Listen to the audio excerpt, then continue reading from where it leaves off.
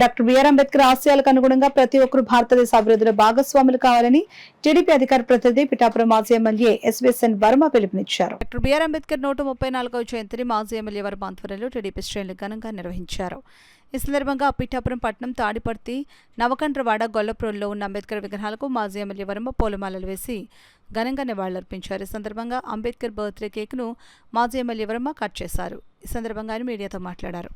అంబేద్కర్ జయంతి సందర్భంగా మరి ఎప్పుడు కూడా ఇక్కడ చాలా జిల్లాలోనూ బ్రహ్మాండంగా కార్యక్రమాలు అంబేద్కర్ యువజన సంఘం మరి ఆ పెద్దలు టీం అందరూ కూడా చేస్తూ ఉంటారు. మన పిఠాపురంలోనే ప్రసిద్ధి. మరి ఆయన యొక్క ఆశయాలు, ఆయన రచించిన రాజ్యాంగం వలన ఈరోజు భారతదేశం ప్రపంచంలోనే పెద్ద ప్రజాస్వామ్య దేశంగా మరి ఉండడం జరుగుతుంది. మరి ఆయన యొక్క భావి తరాలు, మన భావి తరాలు, ఆయన యొక్క బాల్యం, విద్యాభ్యాసం, ఆయన రచించిన రాజ్యాంగం, ఆయన ఈ వ్యవస్థలో పడిన కష్టాలు ఇవన్నీ కూడా భావి తరాలకు తెలియాలి. అదేవిధంగా మనందరం కూడా అంబేద్కర్ గారి ఆశయాలకు అనుగుణంగా మరి ఈరోజు అన్ని ప్రభుత్వాలు కూడా పనిచేయాలి.